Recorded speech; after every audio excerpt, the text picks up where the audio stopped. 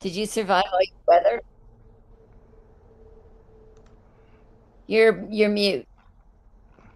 Thanks. I'm glad to be back. Did you survive all your weather adventures? Oh, we're having new weather today. Oh no, what, more snow? No, yeah, no snow. That's good. That's good. We're happy to I don't have the want any snow. more snow. No, and we're gonna tap our maple trees tomorrow. Ooh. Yeah. I think it's 80 here today. Oh, Seriously. I just took a walk and it's like I was in a t-shirt and it's hot, you know. And it's already all the things that should be blooming in April are blooming now. So we're gonna have a long, hot summer. So how's Pam, everybody what was that you wanted to look at again? I'm sorry. at the fish houses? By Elizabeth Bishop. okay.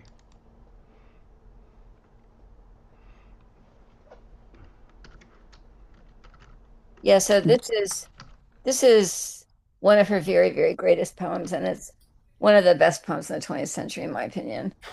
Not just my opinion, but I mean, it's an amazing poem. How's everybody doing? Good. good. So remember, no class Thursday because I will be in Baltimore. But Right. then my friend Jennifer will be joining us next week, and she's so totally into poetry. She her first book of poems won a pretty big prize, and now she's trying to write fiction. She's kind of hung up on a novel. But anyway, okay. So at the fish houses, All right, just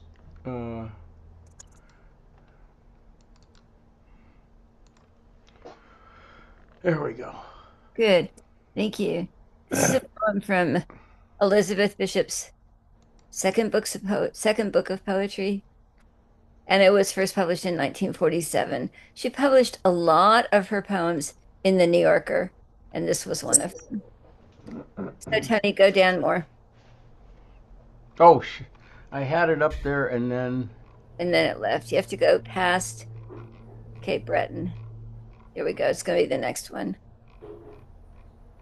there we go. Here Sorry. we go. Okay, so at the fish houses. So I'll read this and then we're going to talk about it. Okay, this is an amazing poem. And remember, I mentioned she grew up as a small child in Nova Scotia. So this is a poem where she had not lived in Nova Scotia for quite a considerable amount of time, but it's set in Nova Scotia. It's set in, like, I remembered Nova Scotia. At the fish houses, although it is a cold evening, down by one of the fish houses, an old man sits netting, his net in the gloaming almost invisible, a dark purple brown, and his shuttle worn and polished. The air smells so strong of codfish it makes one's nose run and one's eyes water. The five fish houses have steeply peaked roofs, and narrow cleated gangplanks slant up to storerooms in the gables for the wheelbarrows to be pushed up and down on. All is silver. The heavy surface of the sea, swelling slowly as if considering spilling over, is opaque.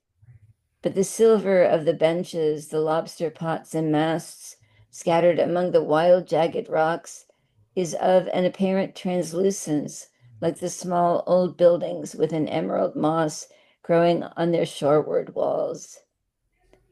The big fish tubs are completely lined with layers of beautiful herring scales, and the wheelbarrows are similarly plastered with creamy, iridescent coats of mail with small, iridescent flies crawling on them. Up on the little slope behind the houses, set in the sparse, bright sprinkle of grass, is an ancient wooden capstan, cracked, with two long bleached handles and some melancholy stains like dried blood, where the ironwork has rusted. The old man accepts a lucky strike. He was a friend of my grandfather. We talk of the decline in the population and of codfish and herring while he waits for a herring boat to come in. There are sequins on his vest and on his thumb. He has scraped the scales, the principal beauty, from unnumbered fish with that black old knife, the blade of which is almost worn away. Down at the water's edge, at the place where they haul up the boats, Up the long ramp descending into the water, thin silver tree trunks are laid horizontally across the gray stones, down and down at intervals of 4 or 5 feet. Cold, dark, deep, and absolutely clear, element bearable to no mortal, to fish and to seals.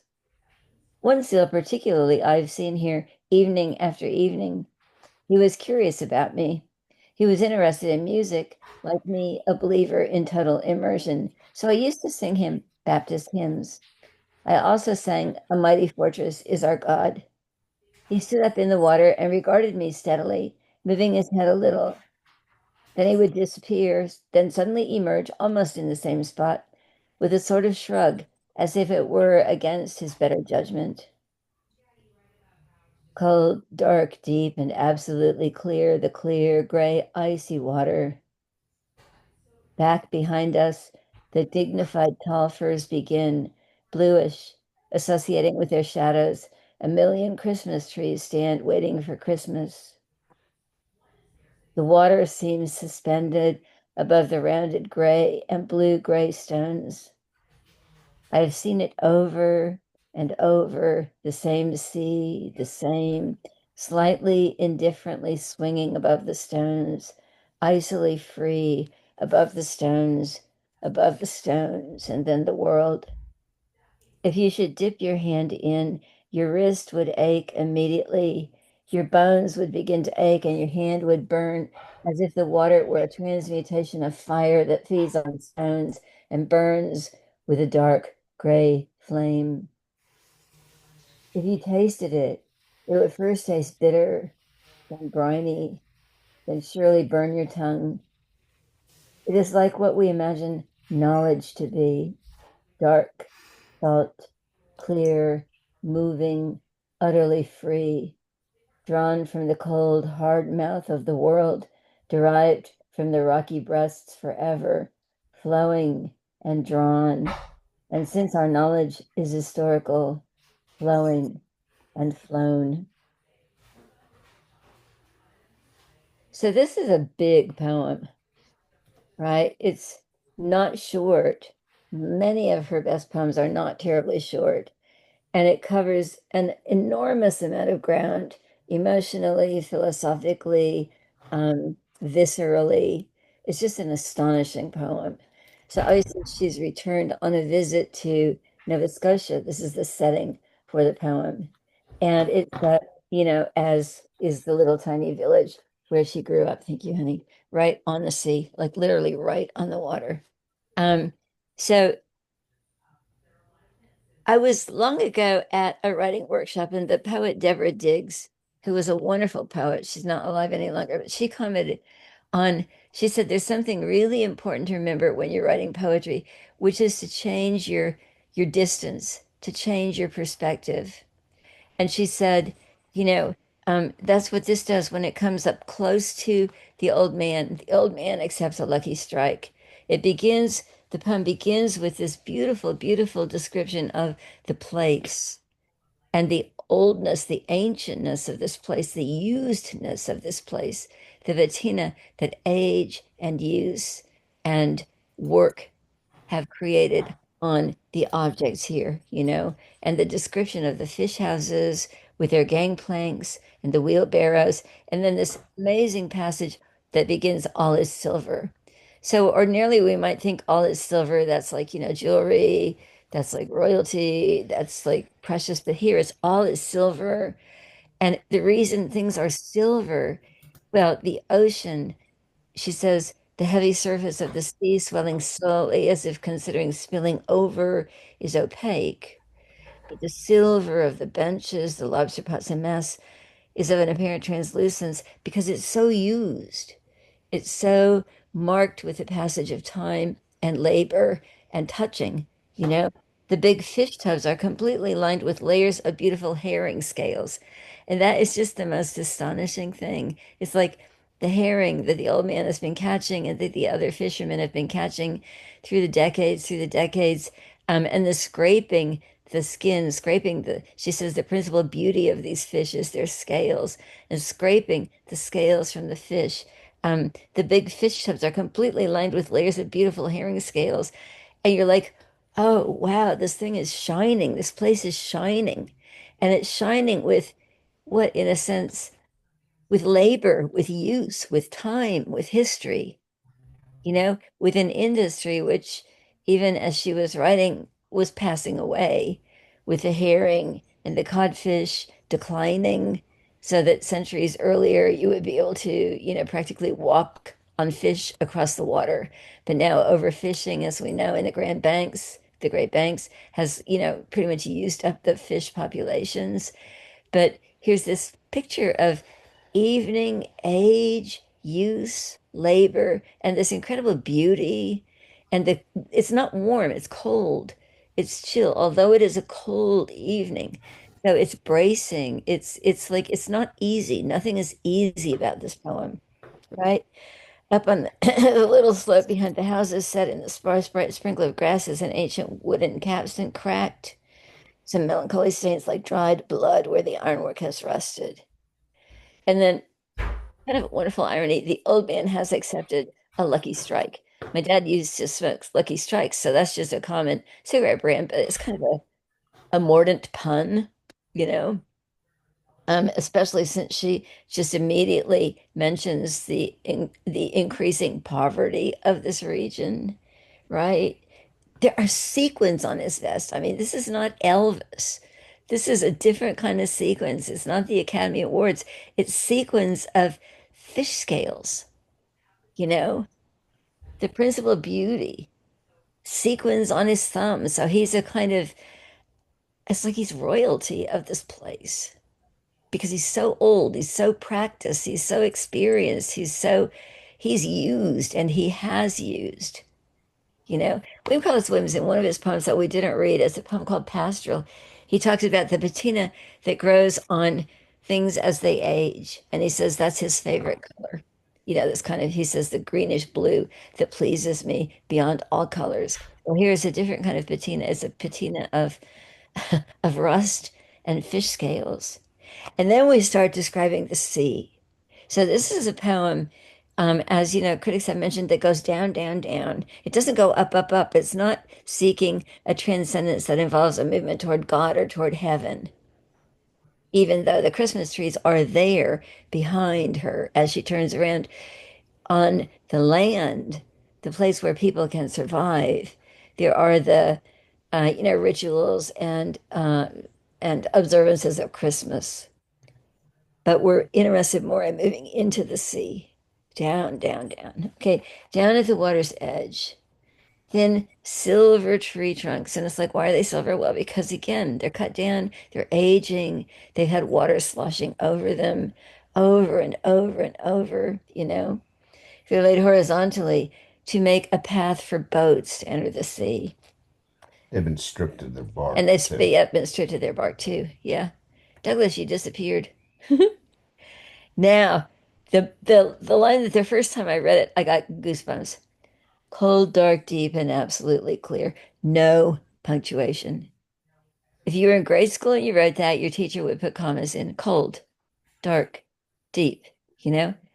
But this is a chant. It's a chant. It's a ritual, liturgical chant. Cold, dark, deep, and absolutely clear. Element bearable to no mortal. And then, like the very best prompts, she's thinking as she goes, well, yes, it is. It's bearable to fish and to seals. So first she's been thinking in human terms, element bearable to no mortal, but then she thinks, no, to fish and to seals. And then she tells this little anecdote about her little buddy, the seal, that comes one evening after the other. The seal is curious about her, she says. She's curious about the seal. She says, like me, he was a believer in total immersion, which is another joke, right? So she sings him Baptist hymns, you know? And if you live in the South, you see these wonderful photographs of, you know, um, baptisms, Baptist and African Methodist Episcopal churches where people are taken into the water and immersed in the water. So I used to sing in Baptist hymns, and also used to sing "A Mighty Fortress Is Our God." I think that cuts two ways too. It's like, well, is our God the God of Christmas trees? Is that a mighty fortress? Or is there something that the sea is telling us that's very different from that? Why is why did she say I also sang "A Mighty Fortress Is Our God" as if it's not a Baptist It's not a It's hymn? I Baptist mean, hymn. Lutheran. It's Lutheran. Martin Luther wrote it. oh, Yeah, there you it's not. go, An an answer. Aryan comment. Yeah, yeah.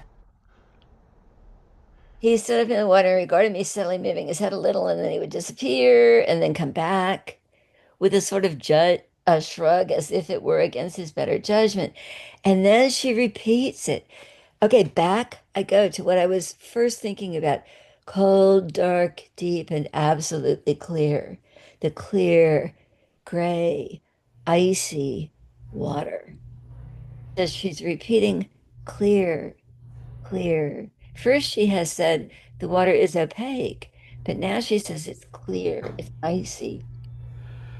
Water seems suspended above the rounded gray and blue-gray stones. Again, these amazing color words. I have seen it over and over, and notice the way her own rhythms rock, the way she says the water rocks. I've seen it over and over, the same sea, the same, slightly indifferently swinging above the stones, icily free above the stones, and then the world. Yeah, Brian?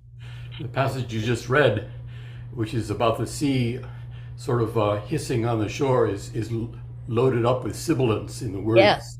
yeah. And so's the passage about silver earlier. There's a lot of S sounds throughout this whole, because you can write about silver, you have to evoke silveriness, swoosh, swoosh, okay? And now, if you should dip your hand in, now this is the element that is bearable to no mortal, that is to a human mortal. Your wrist would ache immediately. Your bones would begin to ache, and your hand would burn as if the water were a transmutation of fire that feeds on stones and burns with a dark gray flame. It's a kind of holy annunciation, but in an utterly other than human world. If you tasted it, it would burn your tongue. It would taste bitter than briny. So we've mentioned smell earlier in the poem, the smell of these fish houses that gets inside your body. And it's like she's using all of her senses here, and she's evoking all of your senses. So smell, which is the most intimate sense because you can only smell if something is in your body, the molecules, but also taste, the other most intimate sense. You take it into your body. It's like a communion. This would burn your tongue. And then it is like what we imagine knowledge to be: dark, salt, clear, moving, utterly free, drawn from the cold, hard mouth of the world, derived from the rocky breasts forever.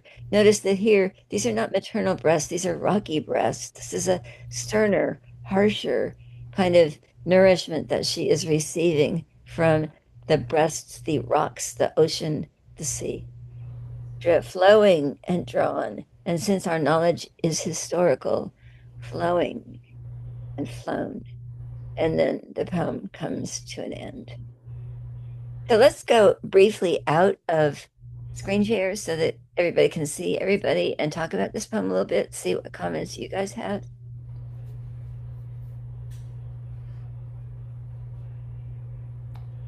I found Truly, this is one of the great poems of the 20th century. It really is. yeah. I'm sorry, I, somebody. yeah. I found the switch in the last couple of lines somewhat astonishing. Mhm. The drawing out of knowledge being drawn out of what she's experiencing by the sea in this rocky place. Yeah, But I was not prepared for that. yeah. Although maybe there were guideposts along the way, but I missed them. No, I think that's a very good point because ordinarily, if we think of knowledge, we think of how we get it from books, cookbooks or textbooks, whatever, whatever. But she's talking about the knowledge that you get from being in the presence of this place. Again, this poem's in the eco poetry anthology. It is deeply ecological poem. It's all about place. It's all about the wisdom, the knowledge, the tactile knowledge, the embodied knowledge that you get from deeply immersing yourself in a time and a place, you know? I think she's also suggesting that even the knowledge you get from books is dark, salt, clear, moving, utterly free, or, could be or is if the books are good enough. Yeah. Yeah, I, definitely that not. that that specific thing, Peter, is what kind of baffled me because I was trying to relate what Anne said, which is tactile knowledge, visceral knowledge, Yeah. to knowledge. The association I have with knowledge is kind of book learning kind of stuff. Yeah. And I'm not sure I could put those two together as well as maybe I'm intended to. I'm not sure either, but I agree with Brian that it's startling, and I think it's Yeah. very powerful. It's very powerful. It's Everett, you're nodding. Oh, I just was going to say what Brian said. I was kind of gobsmacked. We're going in the water and your arm is aching. We've all had that experience, and it's, you're just you just gone really deep, and suddenly she said it is like what we imagine knowledge to be. And I went, huh, is that Yeah. what I imagine knowledge to be? And I reread all the adjectives and the adverbs and the movement, and I thought, that's one way of looking at it. And then she says, because knowledge is also history, I don't have the poem in front of me, but it flies and then is flown. Like, whoa. Yeah, I was taken by surprise. Yeah. Whitman at one point says, I accept time, absolutely, which of course is not entirely true for Whitman. But this is a poem about time, right? It's a poem that's set at a particular time. It's a poem that's set at the end of a time. That is the end of the great fishing industry, the end of the old man's life, near the end of the old man's life, is set on a visit. So that itself is time bound. The sea is all about time. The sea never holds still, you know? And so we can't, I mean, think about T.S. Eliot's longing in Four Quartets to be able to affirm a world of timelessness, the intersection of the timeless with time. This is entirely different. For Yeah, her, what does she mean when she says it's flown? it's gone. It's gone. The moment's Time, time, knowledge, or history? history. It is like, since our knowledge is historical, it is like what we imagine knowledge to be. Since our knowledge is historical, flowing and flown. Uh, I Hmm. I'll just make this about me. I when I before I went to sea, I had read shitloads of stuff about both fiction and nonfiction about the life of a mariner. But there is no amount of knowledge that could describe to you what it feels like being in a gale at sea for 48 hours on a small boat. Yeah. That's the kind of knowledge that I don't really call that knowledge. I don't know what to call it. You know how often in literature, or not even literature, just people will say, I just don't have words for this. Yeah, It seems to me that's what she's talking. yeah, She's saying she's using words to describe something that she doesn't have words for. If Does that make any sense? yeah, Yeah. yeah. And the other thing, I mean, I love this poem. It's one of my favorite poems. One thing I love about it is that it is intellectually rigorous and also deeply sensual, you know? And frankly, in the history of people's expectations about poetry written by women, this is one reason that Elizabeth Bishop is so revered among women poets, is that you get this really deep intellectual precision in her work, along with, the incredible beauty of her descriptive language, you know? What do you mean by intellectual precision? I get the visceral stuff that she's describing, but I'm sure you have something in mind that I'm not comprehending about the intellectual precision. Well, okay, maybe. I mean, just what Betsy Everett and Brian said is that they're really gobsmacked by the end that she starts talking about knowledge. Yeah. Not just talking about like, oh, this was, a beautiful day at the beach, or oh, I loved seeing this old guy again. It was so sweet, like that. She's thinking hard about like knowledge, you know. How do we know what we know? And that's what I mean by intellectual precision. Yeah, Barry? She's a precise observer. I mean, she looks at things very, very closely and deeply. And it struck me in this poem and also in the ones that follow that she's in this landscape that's kind of barren and there's not a lot happening. It's kind of an empty, somehow sad. There's a sadness about her poetry as I read it, but she's looking at all these at these things so closely, and it seems like even while she's observing them, observing this fisherman and his work and the boathouses and so on, there's an emotional co component to this. You can Yeah. feel her attempt to find meaning and to probe this kind of sad and empty world and cold and unforgiving world and find some meaning in it. But I would Well, I didn't No, find it say, sad. no, I I would found just it. say, this is where she was a little child. This is where she felt loved. So whereas we might feel its emptiness, its desolation, how cold it was, we want to get back to the hotel, she feels very much at home here. This is really the only Yeah, place she felt at home until she lived with Lota for those years. yeah. Yeah, So Doug? yeah, yeah. Go ahead, Doug.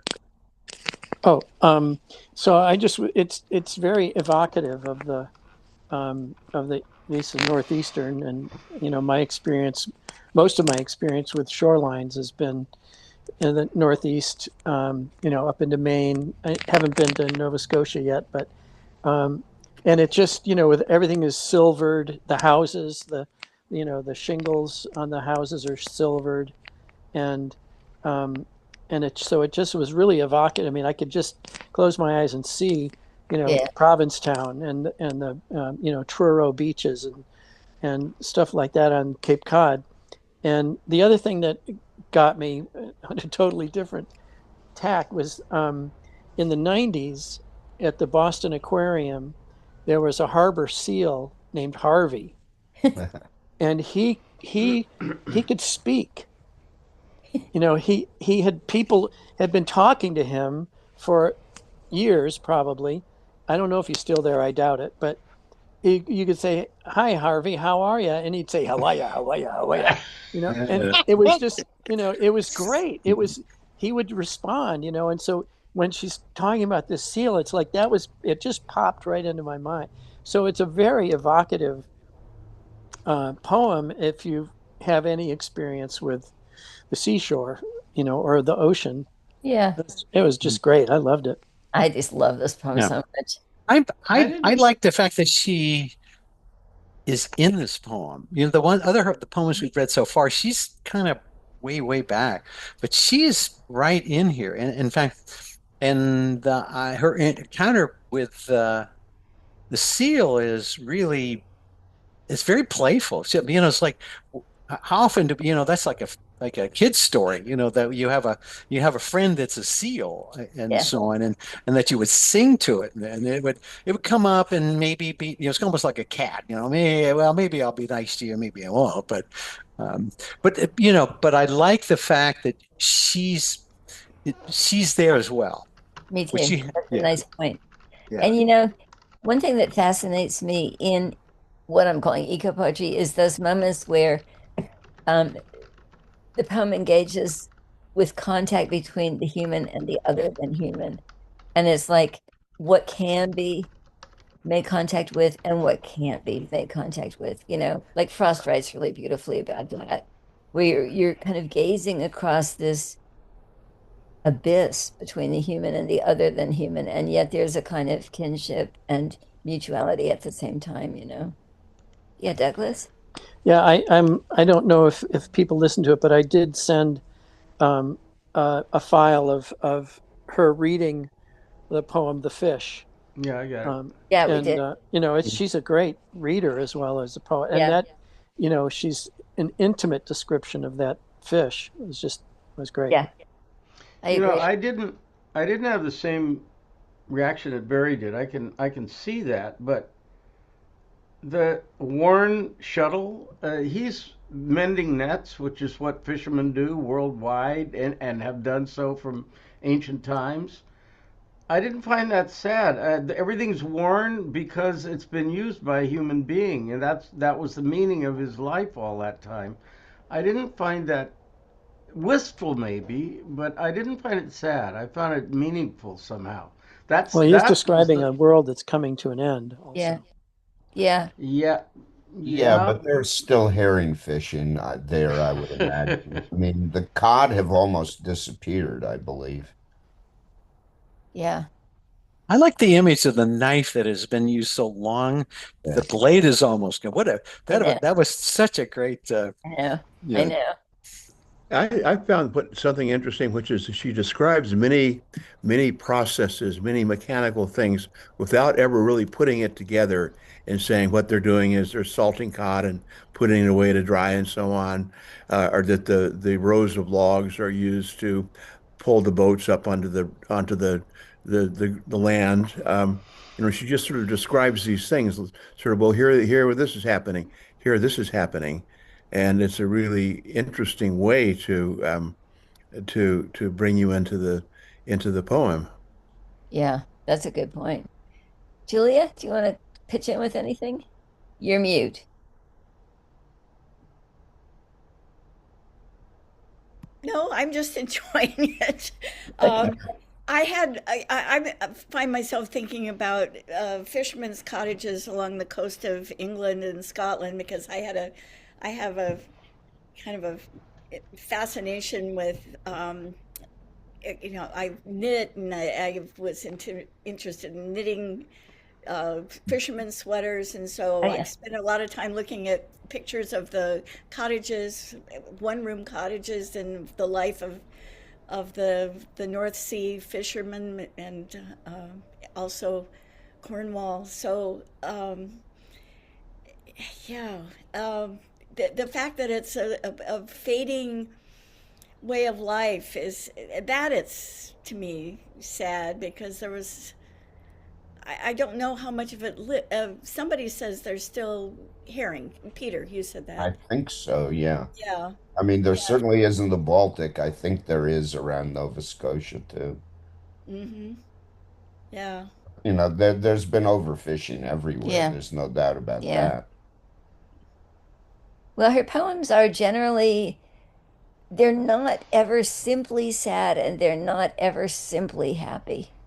It's like the emotional tonality is really subtle and complex, it seems to me. The Where, things that where did one this? of the things that stood out for me when you were reading the poem, Anne, was the style of narrative reminded me of Anthony Doerr and his book All the Light We Cannot See, which is one of the most beautiful pieces of, well, novel. Uh, the fact that he is working with a main character who's a blind child, and he describes the scene in micro detail, Mm, and with a lot of attention to the word choice, that it seems like it made me aware of a blurring between poetry and a poetic form of prose Mhm. that because she has a, a, a, a narrative story in a mhm, particular setting and with particular characters in that setting, mhm, that if she rather than dividing it into short formatted lines, which immediately alerted to this as poetry, if she wrote it in paragraphs, it would work it would still be a beautiful poem, but it would also sort of evoke a, a, a form of poetic prose writing, which I think Dorr in particular is a master of, that when you begin as a prose writer to focus on the sound of the words that you're using and the detail of the description that you're building, there's sort of that overlap. Mm-hmm. Interesting. Let's go back and look at another poem. I'm not even sure what the next one is, but thanks, Alan. Yeah, I did read that book. It's a really cool book.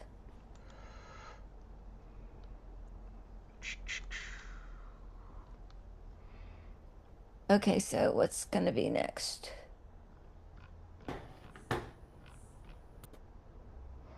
Oh, A Prodigal. This is a prodigy of a poem. It's a double sonnet. Not easy to write a double sonnet. And she does not really refer overtly to her own struggles with alcoholism in her writing, but this is a reference to it. Okay. The prodigal, the brown, enormous odor he lived by was too close with its breathing and thick hair for him to judge. The floor was rotten. The sty was plastered halfway up with glass smooth dung. Light lashed, self righteous, above moving snouts, the pig's eyes followed him, a cheerful stare, even to the sow that always ate her young, till sickening he leaned to scratch her head. But sometimes, mornings after drinking bouts, he hid the pints behind the 2x4s. The sunrise glazed the barnyard mud with red. The burning puddles seemed to reassure. And then he thought he almost might endure his exile yet, another year or more. But evenings, the first star came to warn. The farmer whom he worked for came at dark to shut the cows and horses in the barn beneath their overhanging clouds of hay, with pitchforks, faint forked lightnings catching light, safe and companionable as in the ark. The pigs stuck out their little feet and snored. The lantern, like the sun going away, laid on the mud a pacing oriole. Carrying a bucket along a slimy board, he felt the bat's uncertain, staggering flight, his shuddering insights beyond his control touching him. But it took him a long time finally to make up his mind to go home.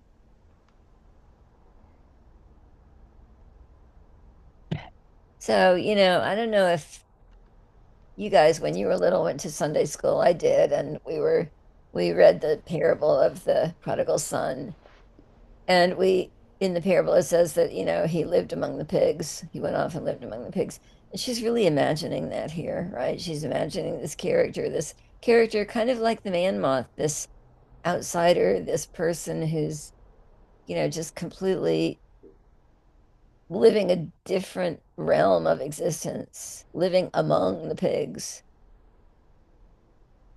And really capturing the ambivalence and the struggle, but also what's the word I want? The self-rationalization. He thought he almost might endure his exile yet another year or more. It's like, well, yeah, there are things that are comfortable here. I'm among my fellow derelicts. This is a poem about the abjection of descending down into the mud of your own unsolvable desires and addictions and habits, and the mud of the pigs. the pig but the pigs are cheerful. Even the sow that always eats her young, the pigs are his friends. He feels both sickened and fellow feeling leans to scratch her head, you know and then there's these warnings, these omens that he's reluctant to listen to. Evening, the first star came to warn. He's shut in at night. He feels the bat's uncertain, staggering flight, his shuddering insights beyond his control touching him. And then that bleak, kind of very marginally promising, but not very promising. It took him a long time finally to make up his mind to go home. You know? I have a story about the prodigal son, which is totally off the subject, but it has to do with going home. when I first taught at Mississippi, Peter and I, we there was this required course for all undergrads called English 101, and we had a required book list. And one of the required things on that required book list was the parable of the prodigal son. So when I was first teaching here, I was in class one day and I taught that, and I was getting kind of, waxing sentimental about the return of the prodigal son and the way the father ran out to greet him and so on and so forth. And this one of my students, he raised his hand. He said, "I hate this story. I hate this story." And I said, "Why?" He says, "I'll tell you about the prodigal son. My brother got out of Parchment. I was spending the night at a friend's house. This was Thanksgiving. My parents came home from church. My brother was in the house and shot him dead." I'm like, "Oh God, okay, that's for you, the story of the prodigal son. You know, you come home and instead of being greeted and sitting down for turkey and stuffing, you kill your family, you know?"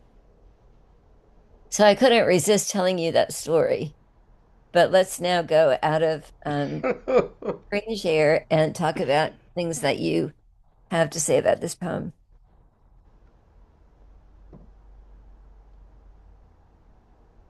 So, Tony, can we go away from screen share? Oh, sure.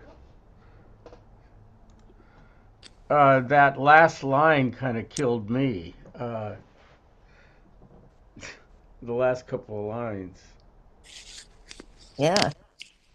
I found that I had forgotten the title of the poem, and so I was surprised by the last line. If I'd remembered the title of the poem, then I would have caught the reference right away and have set things into place better.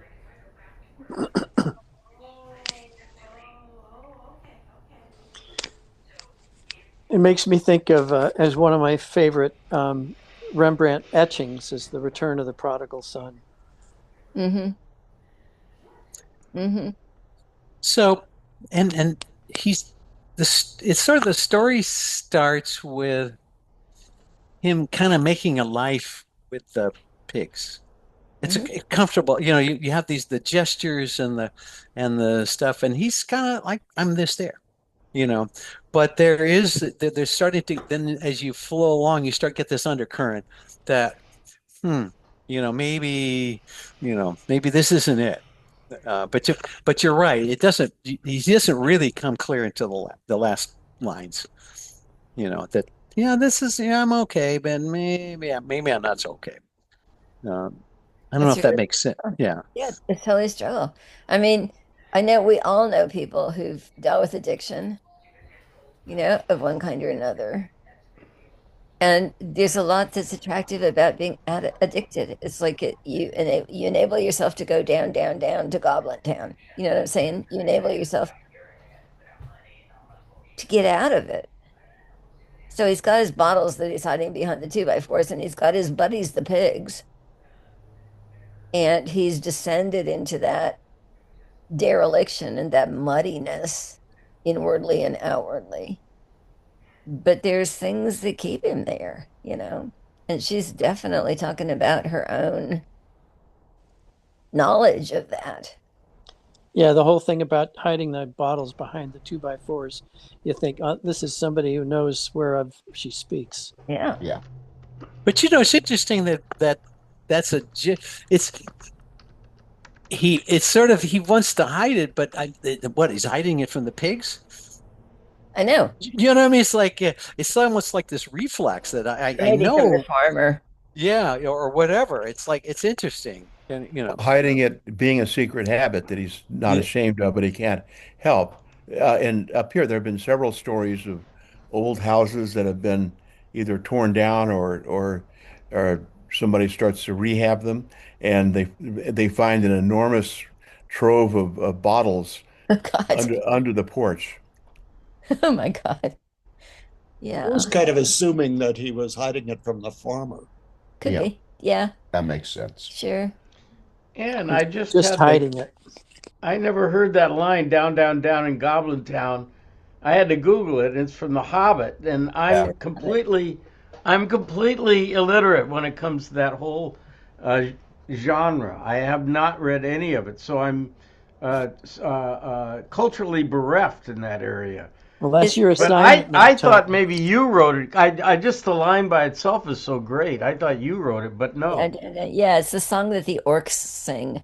The Hobbit is really well worth reading. I don't have the same enthusiasm for The Lord of the Rings. How it's great. How it's Yeah, I great. love The Hobbit. I Away agree. we go. Yeah, down, down, down to Goblin Town. I mean, it's a great line, you know. It Yeah. is. You know, I I, wanted to say about this poem, it's a good poem, but it seems in a way to be about something smaller than the parable of the prodigal son and the Gospels, because the longing for home is crucial to the meaning of the prodigal son story.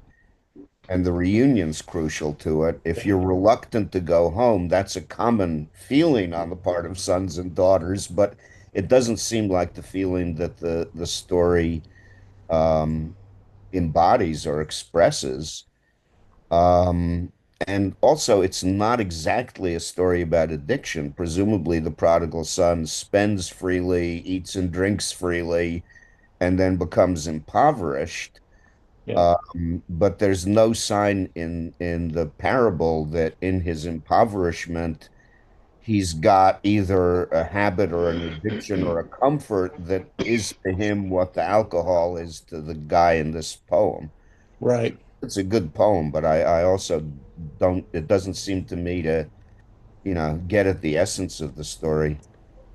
Yeah, and So that the well that focus that of the begs the question of story, why it's called why it's called Prodigal. yeah, the why is Well, it she called focus of that wants the you then? to know story about, she wants you to itself. think of the parable. But, this is a very rough parallel, but there's a very famous Constantine Cavafy poem called Ithaca, and I admire Cavafy as a poet a lot, and it's one of his best poems. But the thing is, in his poem, he's pretty much saying it's all about the journey. You don't really care about going home. But the one of the most moving things about the Odyssey is that there are things that is enchanted by on the journey, but he really does want to go home, and he has a feeling about home that Cavafy, great poet as he was, I think couldn't possibly share. yeah, but see, whatever about the prodigal, it's like the parable of the prodigal. It enables her to have a way to talk about her own alcoholism and the Sure, ambivalence and sure, the dirty comfort yeah. of being stuck in this place, you know? I mean, you think she's got the seal in at the fish houses, and that's a charming, goofy story about the seal. Here, it's like, what would it be like to live among pigs? You know, it's piggish behavior, you know, and to care so little about maintaining the quote decencies and comforts of home, you know, to descend in that way, and to just kind of surrender to that, you know. And then I think when she says it took him a long time to be ready to go home, it's not just, it's to go back into that world where things are expected of you, you know, where Mm. you're expected to like take a bath and you're expected to, you know, not be drunk all the time and you're expected to, you know, whatever. It's that kind of choice that's at stake here. It, To re-enter sort of like the human family, you know? I Into our friend Alice Feller is a specialist in the psychological conditions of homeless people. Mhm. And I wonder how close this describes that mentality that, okay, I'm on the street, but at least I don't have to say yes, sir, and no, sir. At least I don't have to show Mhm. up at a certain time. Yeah, I bet you that's true for some people. Yeah, and it also seems to me when he's in the first sonnet at the end, he thought he might almost be able to take it another year in exile, and then he goes on, you know, to experience what happens in the evenings and the descriptions of the barn and the bat's uncertain, staggering flight. It certainly reminded me of a staggering drunk. and his insights are beyond his control. So that it took him a long time to finally make up his mind to go home. But I did not get the feeling that there was any confidence that he would stay home. I got the feeling that what she was saying was that Mhm. she'd been in and out. She'd been Yeah. home and not home more Yeah. than once. He Andre said Gide, because he's not even in control of his insights, Yeah. and so he Andre made a Gide wrote a choice. story called The Return of the Prodigal Son, where Hmm. the prodigal son comes home, says, I struck out for freedom, but I was defeated. And there's a younger brother, and the younger brother is not about jealousy of the prodigal son. The prodigal son says, or maybe there's an older brother, and Gide adds the younger brother. He tells the younger brother, you go and try what I did. Maybe you'll succeed with it. Yeah. Well, it's Hmm. an evocative story one way or another. Yeah. That's a good point though, Deborah. Yeah. That Sad. there's a bottle hidden. He can go Yeah. back and find it and take it up again and be Yeah. with the pigs. So it to me it's ambiguous. Yeah. Yeah. I mean, yeah, we have really, really good friends who are recovering alcoholics, and they're like every day. You have to make that choice every single day, you know? And I don't think it stops being easy, being hard. I don't think it's just like, well, that was poof, I had a cold and now I'm healthy. Yeah. Well, we have time to look at one more poem if we can zoom along.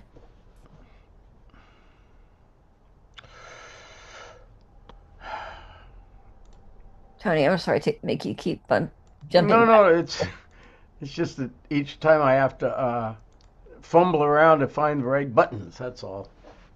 Okay, so down. Next one is, oh, this is a trip. Okay. We can talk briefly about this. So I mentioned that Elizabeth Bishop inherited some money from her father who had died when she was an infant, and that this gave her money to live on until about the 1960s. She did not live extravagantly, but she didn't have to have a 9 to 5 job. So after college, she spent some years traveling, and she had traveling companions. One of them was Louise Crane, the heiress to the Crane stationery fortune. Um, and this is a poem about travel.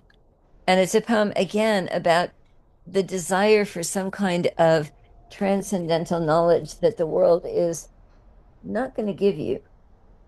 So let me find a page so I can read it to you.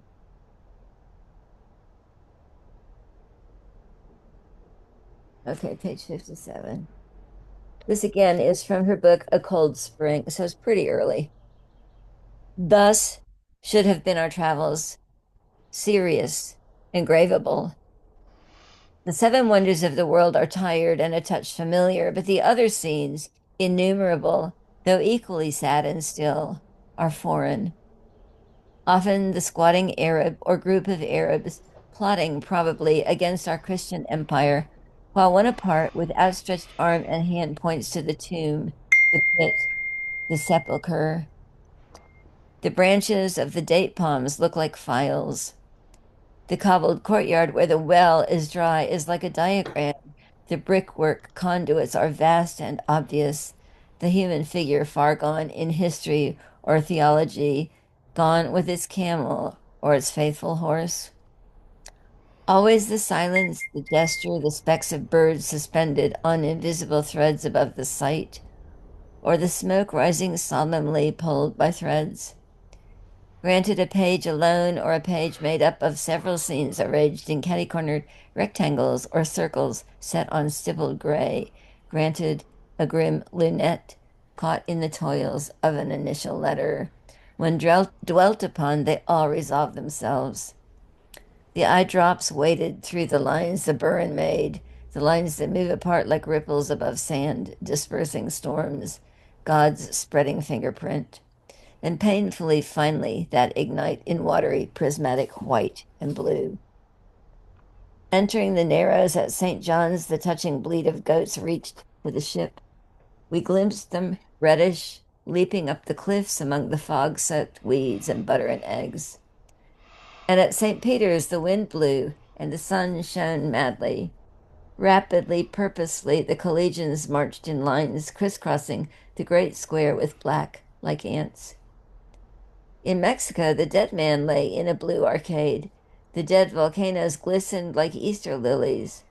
The jukebox went on playing Ay Jalisco, and at Volubilis there were beautiful poppies splitting the mosaics. The fat old guide made eyes. In Dingle Harbor, a golden length of evening, the rotting hulks held up their dripping plush. The Englishwoman poured tea, informing us that the Duchess was going to have a baby. And in the brothels of Marrakesh, the little pockmarked prostitutes balanced their tea trays on their heads and did their belly dances, flung themselves naked and giggling against our knees, asking for cigarettes.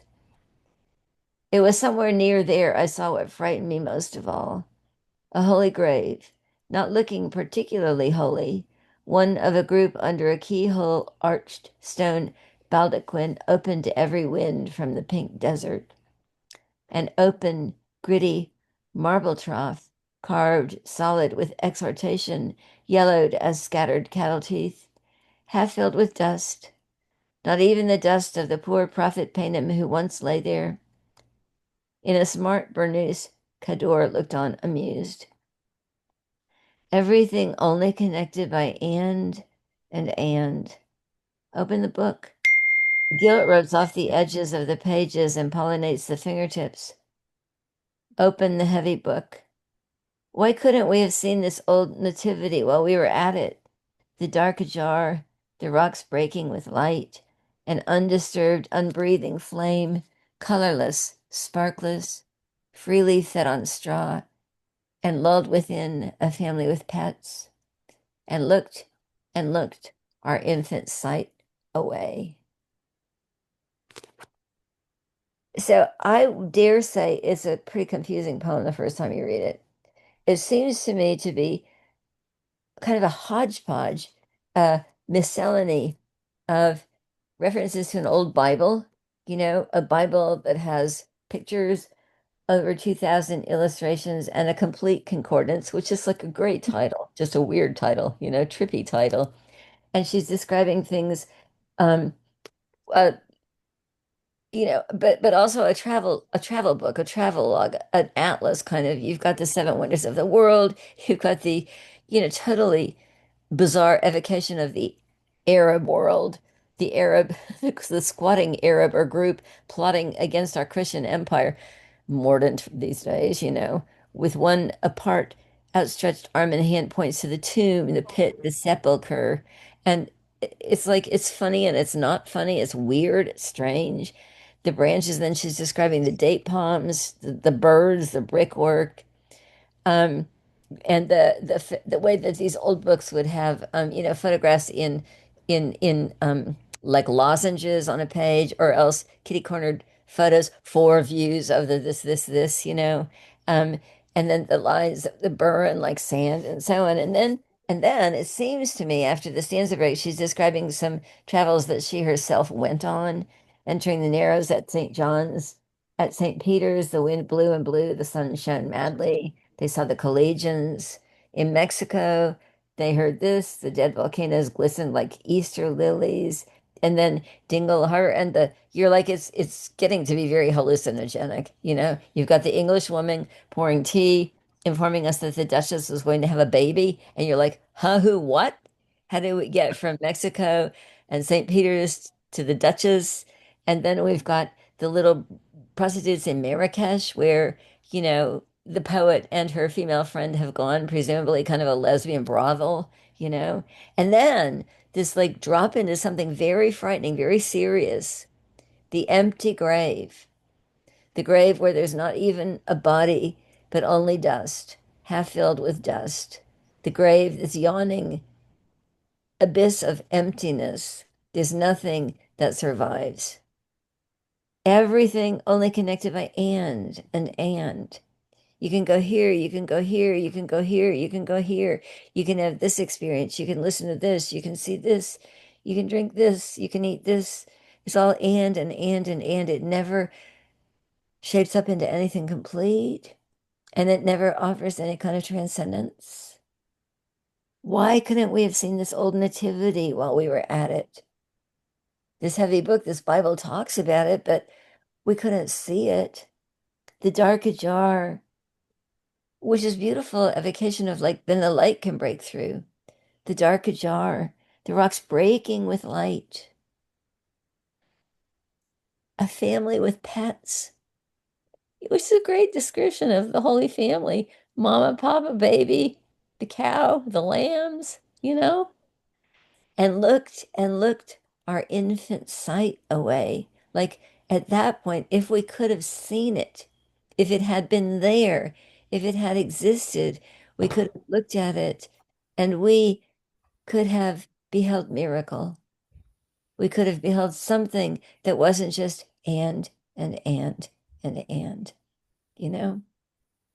So I think this like travels a very strange voyage of bits and pieces of seven wonders of the world and 38 more, and 2,000 photos and lots to write home about.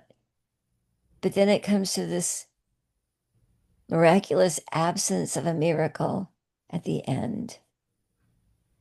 Looked and looked our infant sight away. Yeah, Barry. Thought this captured the kind of the dilemma of the tourist. That when you're a tourist, especially when you're going from place to place to place, not staying very long at each place, you kind of are searching for some meaning, but what you're seeing are these isolated scenes that don't really connect and don't really um, fulfill your expectation or what you're looking for in terms of deriving anything permanent from it. It's kind of you're kind of just dabbling and so I thought that came across very well in this poem. Yeah, that's a good point. So hold this in your imagination next to at the fish houses, you know, which is one place, one time, one old man, one seal, one being present then, compared with the sequentiality of this random voyaging, you know. Yeah, that's a really good point. And the poems are approximately the same length. They're both crowded with detail. I mean, she's like one of the great poets for detail, and strange detail, either arrestingly beautiful or weird, or, like you're not going to forget that silver of the fish scales, and you're not going to forget the little pockmarked prostitutes in the brothel in Marrakesh balancing their trays on their heads, doing the belly dance at the same time. Like, good luck, you know? Um, Yeah, that's a good point. Other comments on this poem before we stop for the moment?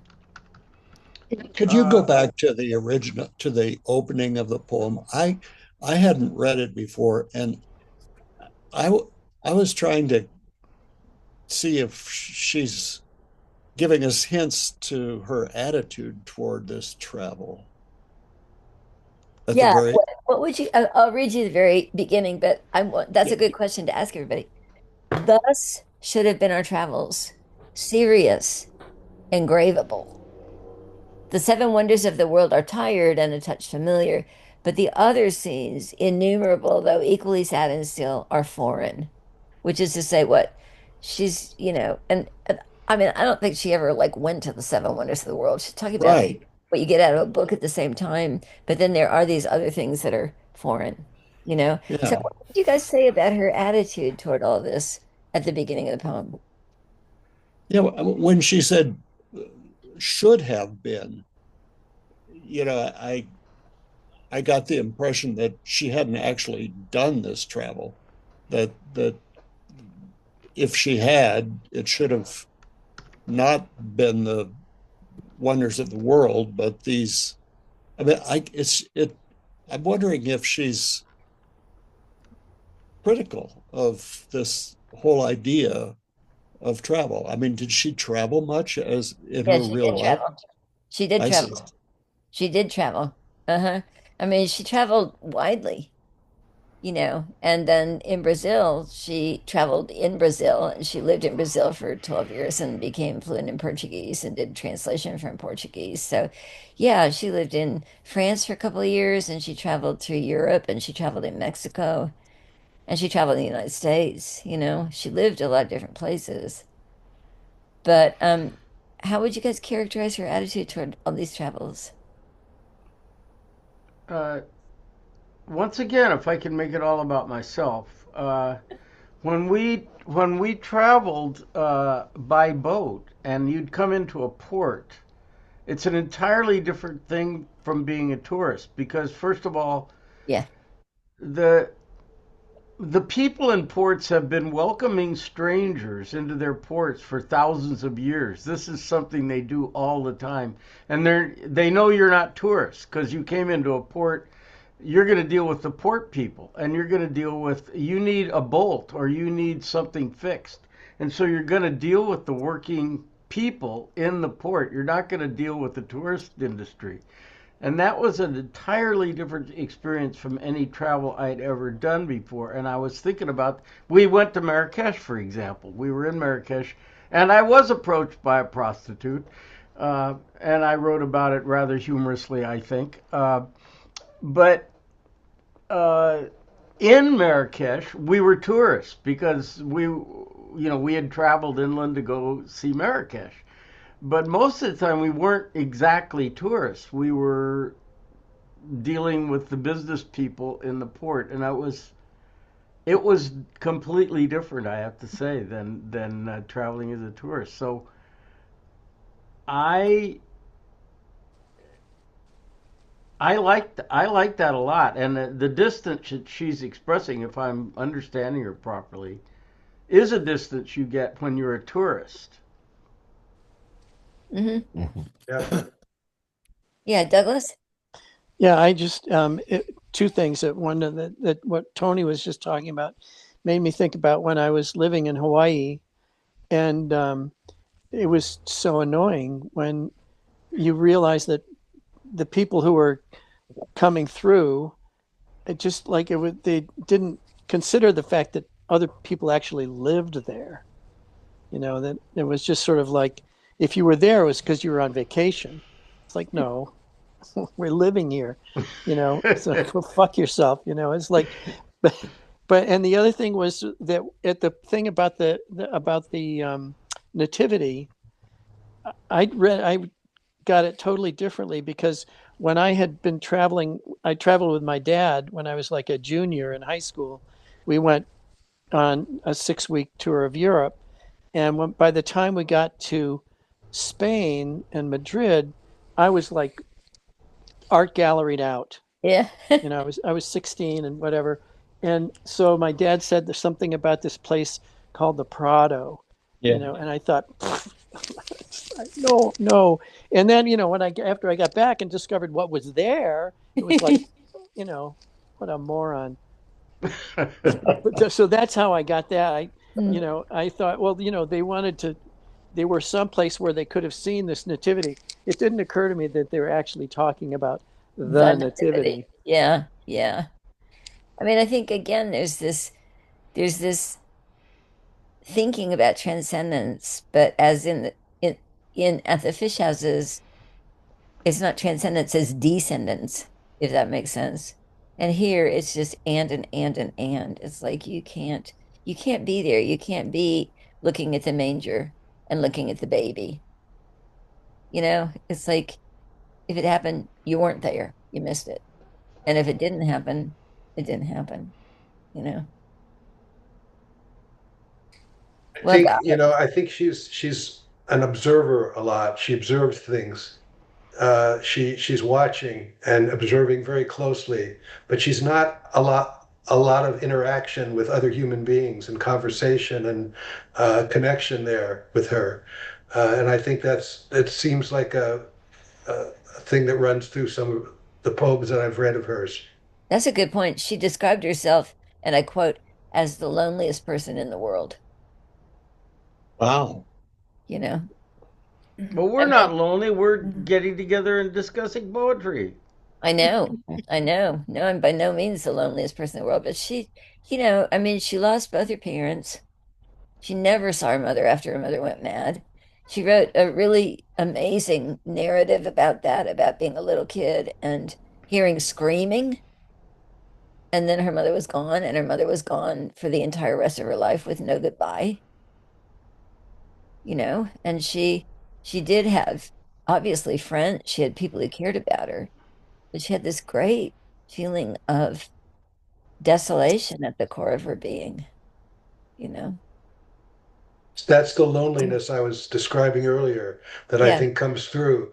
I mean, she seems like someone who watched and listened a lot. That poem about on the bus ride, where she's just listening to the conversations that she can yeah, barely decipher, but I she's know. just trying to make some sense out of it all. She seems like a person who was, not communicated with as fully as maybe she would have liked to have been.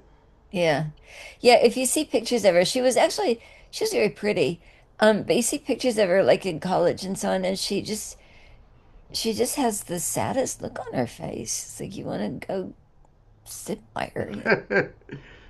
I mean, not like self-pitying, but just like just there. Well, she looks like she'd be difficult to approach Yeah. anyway. Yeah, it's true.